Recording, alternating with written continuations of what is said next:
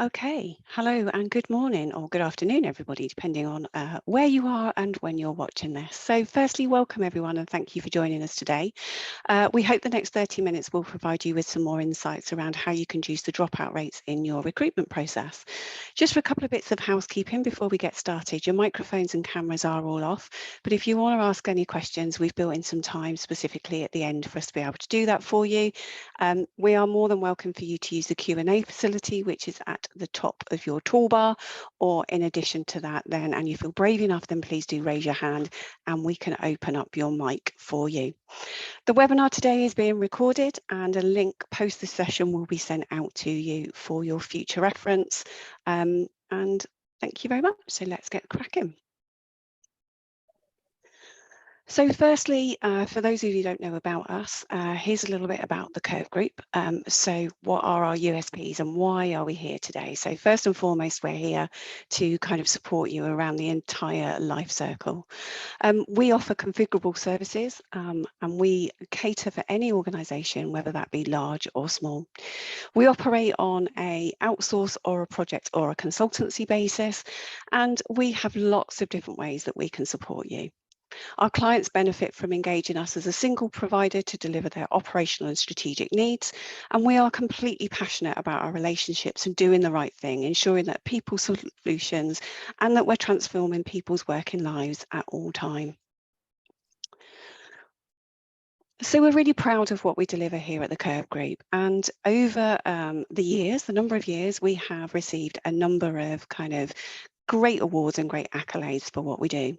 This is just a sample of our trophy cabinet, and if you were to join us at any time and visit the Curve offices, you'll see all of these awards dotted around our building. Here with me today is both Craig Davies, is one of our business partners, Sarah Reed, who is our internal recruitment consultant, and myself, Anna Clapton, head of HR consultancy. You'll see from the screen here that all of our contact details are on here as well. So please do post this session. If there's anything that we can support you with, please do feel free to reach out to us. So what are we covering today? We've broken it down into 4 key areas really, and the first one is the common causes of candidate dropout and how to spot the warning signs, how to review your recruitment process to identify where you are losing candidates, putting yourself in their shoes and aligning your assumptions and their real-time experience. And then finally, we're going to finish off with some practical tips and tools to reduce the dropout rates. And these will include areas such as understanding their commitment, communication and engagement, agility and pace, and of course, transparency. Without any further ado now then, what I'm going to do is hand you over to Craig. Craig, thank you very much. Thank you, Anna. It'd be great to start with what we define as a candidate dropout. So candidate dropout is when a person applies for a job, but during the process, the candidate no longer wants the position or has been hired elsewhere. So moving on to the next slide. The common causes of dropouts, there's quite a few on the screen. I think I'll just talk about a few of the sort of main ones. The one that sort of stands out first of all to me is a complicated and lengthy process. I was most recently asked to add an additional stage into an interview process, and that would have taken it to 3 stages for the candidate. They were in another process and decided that, 3-stage interview, they hadn't been made aware, just wasn't something that they were keen to progress with. So unfortunately, they dropped out. So it's really key to make sure that we have smooth and uncomplicated processes in the interview process. We all know at the minute it is a very competitive market. Candidates are out with multiple applications, and we really do need to be on top of each application and progressing smoothly and quickly through the process. Another finding is that negative findings for a candidate during their research, when they're sort of getting ready for their interviews, can be off-putting for a candidate. Lack of engagement or regular updates, really key to people dropping out, kind of having their interview and then not hearing back how the interview's gone. As we sort of said, there are multiple sort of processes, and that lack of engagement could mean that you miss out if they haven't been updated.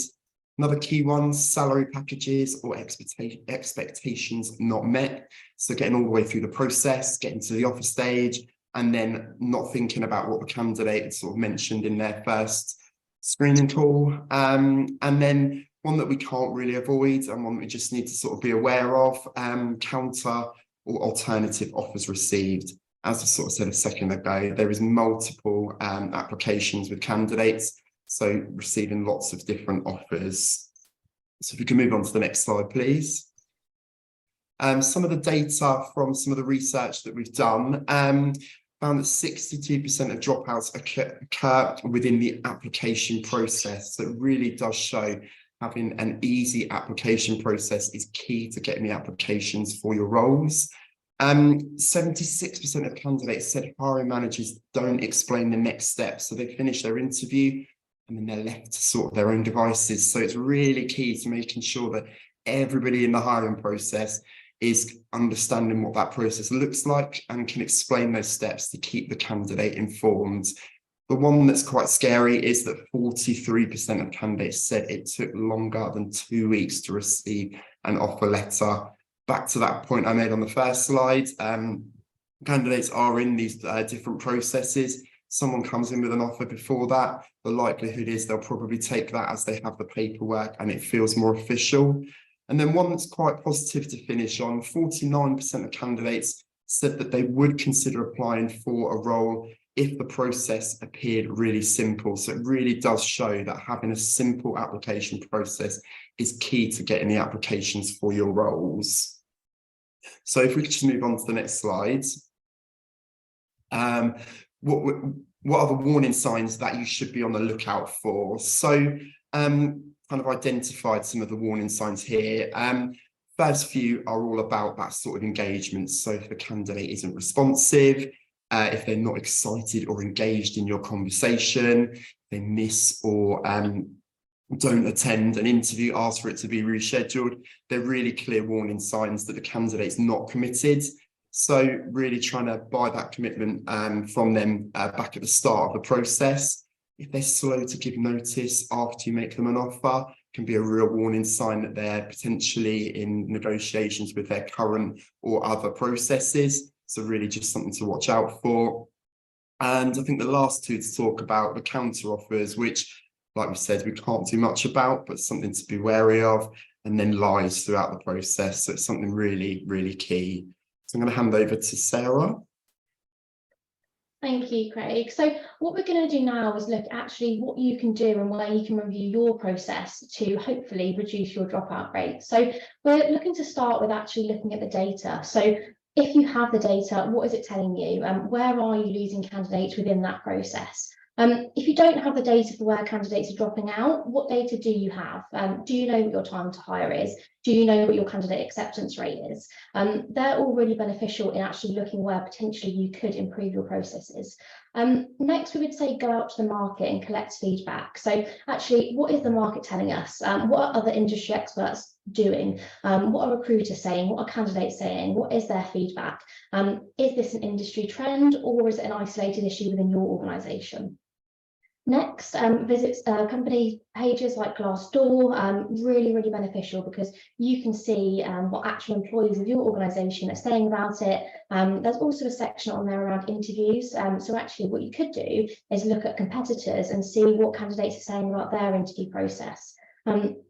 As Craig already highlighted, if a candidate finds some negative feedback or negative findings upon their research, and that's highlighted on Glassdoor, if you haven't gone back and actually responded to that or countered it internally, then again, that can leave candidates feeling slightly worried about things they potentially could have read. Then it comes back internally and we're looking at actually what is your process. So map your end-to-end process. And we're not just talking about the recruitment process, it goes kind of either side of that. So what is your process when a hiring manager identifies the need in their team to recruit somebody? How does that role get to market? What are the steps involved? Then right the way through the recruitment process, what does that look like? And then on the other end of it, the onboarding. We already know that Craig has said 42% of candidates wait 2 weeks or more to receive an offer letter. So what does your process look like? What are those timescales? Then it's about actually, is the process that you have fit for purpose? So what role are they applying for? What interviews are associated with that role? Is it a one-size-fits-all approach? Do you alter that for different roles within the organisation? What type of interviews do you use? Are they competency? Are they behavioural? Who's involved within the process? So all of those people need to be involved. And then it's about reflection and actually, is that process fit for purpose for the role that you're recruiting for? Once you've done that, it's about thinking where are the barriers and potentially what you could do to overcome those barriers. If you know you've got a barrier and it is about diary availability for a hiring manager, then what can you do? What processes can you put in place to overcome that? Equally, if you've got candidates that are dropping out at the application stage because it's a bit of a clunky process, then again, what can you do about that? Where can you look to streamline it? And then finally, are there enough touch points within your process? So when we think about touch points, a lot of the time, actually, there's touch points right at the very start of the process, but they can sometimes tailor off towards the end of it. And it's about thinking, actually, are we being fluid throughout the entire process? So when somebody applies for the role, are they being emailed saying, thank you for your application, we'll be in touch? Right the way through to the back end where actually somebody accepts a role, and are you keeping touch with them throughout their notice period? They're all really key things to consider.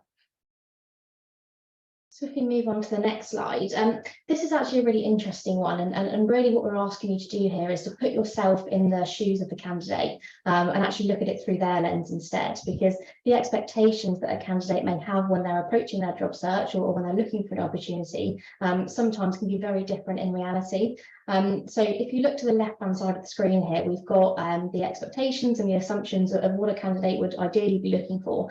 And on the right-hand side, we've actually got what they're sometimes met with in reality. So just to pick a couple of those points out and explain them in a bit more detail, a clearly written job description. So that would be an expectation, absolutely. And candidates would assume that they'd be met with a very clearly written job spec. Actually, in reality, what candidates are sometimes met with is a poorly written job description. And when we're saying poorly written, we're talking about it actually not reflecting the true responsibilities of the role. Are the competencies that are noted on there actually required for that position? And as well with job descriptions, there's also an element of, is that role being advertised, detailing all of the benefits? Is it highlighting actually the attractions for the candidate? And often in reality, they're not actually met with that. Again, another really important one is actually candidates would be expecting to be met with professional interviewers or a professional interviewing panel, especially if they've taken the time to research and get a good understanding of the company and the role. But actually often they're met with interviewers who potentially haven't read their CV, they haven't taken the time to actually understand that candidate, they haven't read the screening documents, and that can absolutely go a long way in disengaging the candidate. And that's where we see a lot of dropouts after the interview stages. And if we were just to pick out one more, I think a big one, and certainly something that's been really topical over the past couple of years, is flexible working. So if a role has been advertised as flexible working, a candidate's expectations could be something along the lines of hybrid or remote working opportunities. It could be things like working a compressed working week, flexibility with hours to fit around their circumstances. But actually what they're met with often is not that level of flexibility in an organisation. So if you're advertising yourselves as being flexible, but actually what you mean by that is 1 day potential working from home per week, is that true flexibility, and is that actually meeting the expectation of the candidate? So it's a very interesting way to kind of look at it, and as far as you can go to being on the left hand side of this screen, the better chances you've got of meeting the candidate's expectations. So thinking about some tips and tools that we can sort of look at to try and reduce dropouts. So thinking about trying to understand a candidate's commitment. We've mentioned it a few times throughout the session. It's inevitable that candidates will drop out. It's not that we can stop it altogether. But it'd be really great if you can identify the ones early on. So making sure that screening questions, making sure we're asking those right questions at the start. So it saves you time and disappointment in the long run, helps to try and weed out those time wasters at the screening stage. So really back to that process piece of making sure those questions are right, and you're doing the sort of check-ins and the parts to make sure that they're committed throughout the process.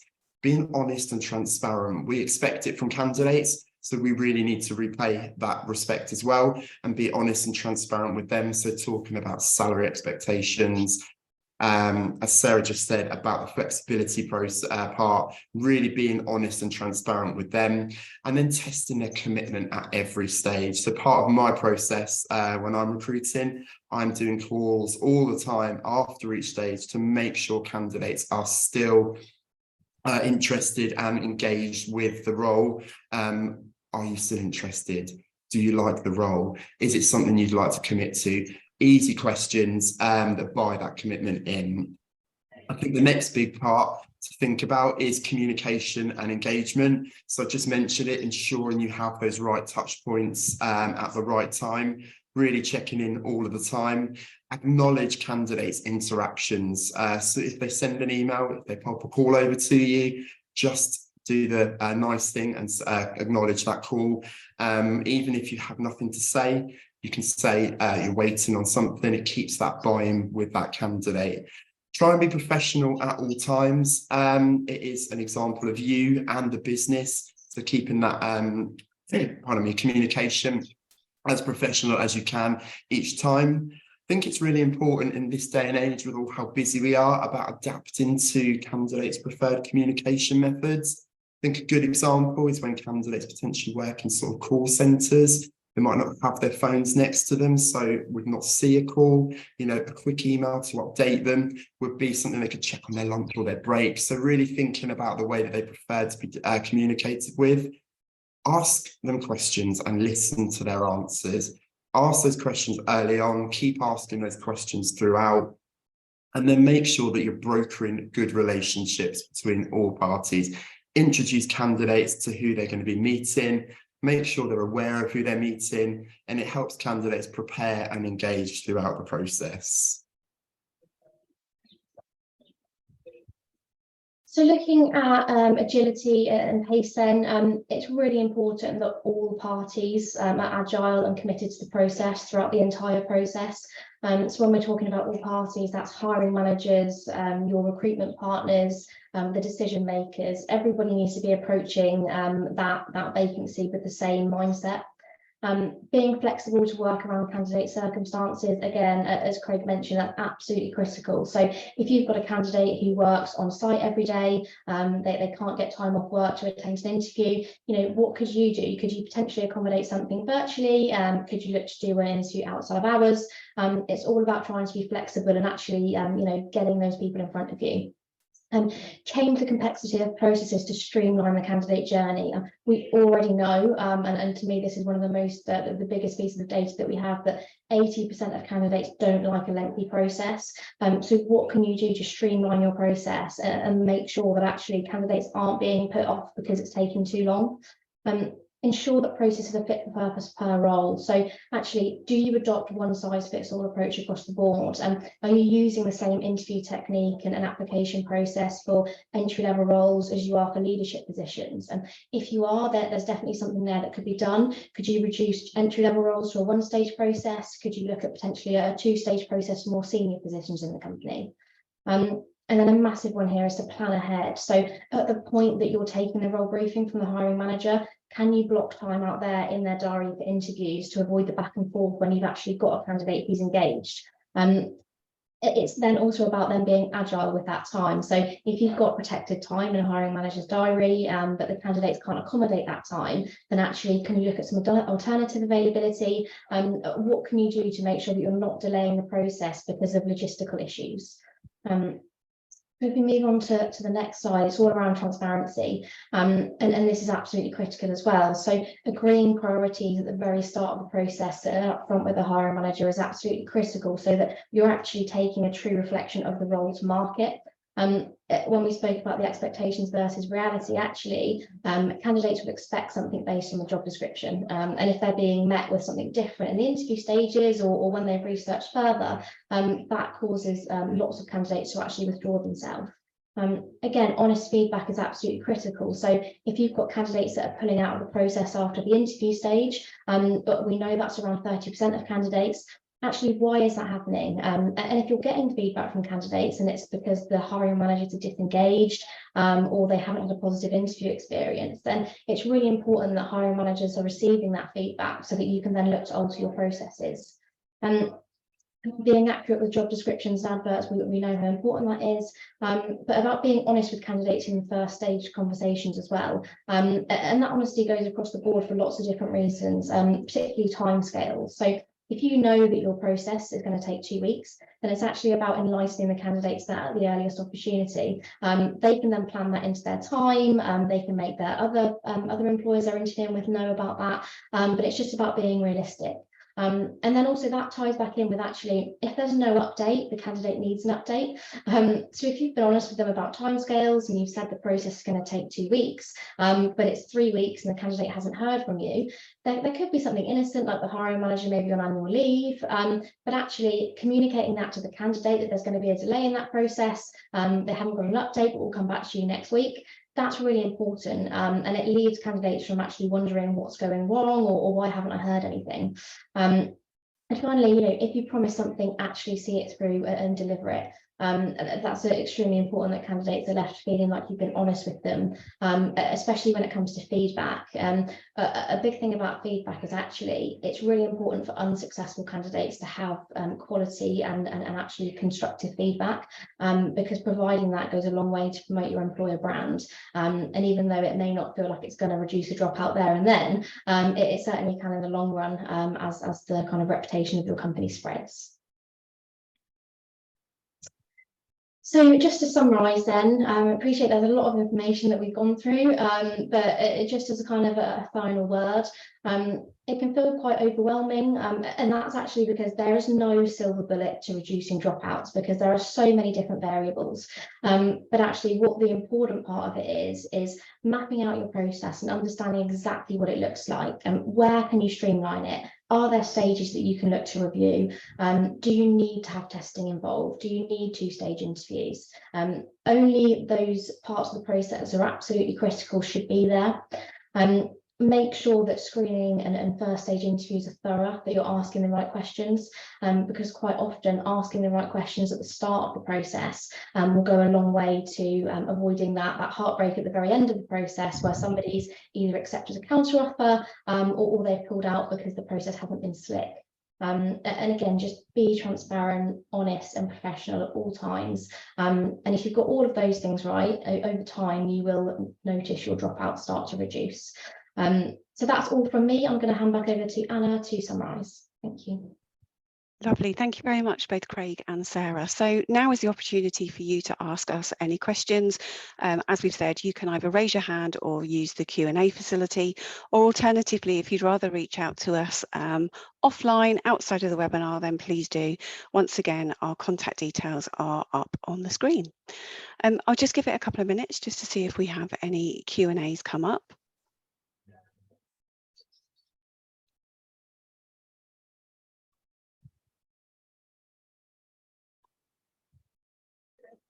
Lovely. I can't see anything coming up at the moment. So with that in mind, once again, please do reach out to us if there is anything that you think about, any further questions that we can support you with following today's webinar. So how can we help you further? For us, it's all about giving you a helping hand, and there's a couple of ways that we can do this. We can certainly take a look at your recruitment process. We're more than happy to take a look at the function and have an audit for you overall. We're also looking at your recruitment on demand, just to see whether or not we can support in the recruitment front line at all. And of course, if you've got wider projects or you're looking to outsource your recruitment altogether, then please do reach out to us and we'd be more than happy to discuss any of those points. In addition to that, of course, we've got some future webinars. So in July, we are looking at elevating your employer brand. And this is all about attracting and retain a multi-generational workforce, bearing in mind that we've got a number of generations that we're working with across all of the organisations at the moment. We're going to take August off for the holiday period, and then we're back in September with the importance of an exceptional candidate experience. And again, we're going to skip October, but come back to you in November. And we're going to look at the very exciting subject of right to work in the UK. We're going to bring on board one of our SMEs to run this webinar, and this is all around an employer's guide to what, how and when. All of our past webinars can be found at the curvegroup.co.uk website, and if you just click on Insights, you'll be able to review any of them and download any of them as well. Finally, on behalf of Craig and Sarah, I'd like to say a big thank you for today. Thank you very much for attending. It's been great having you all with us. And once again, if there's anything we can do for you, then please do reach out to us. Thank you.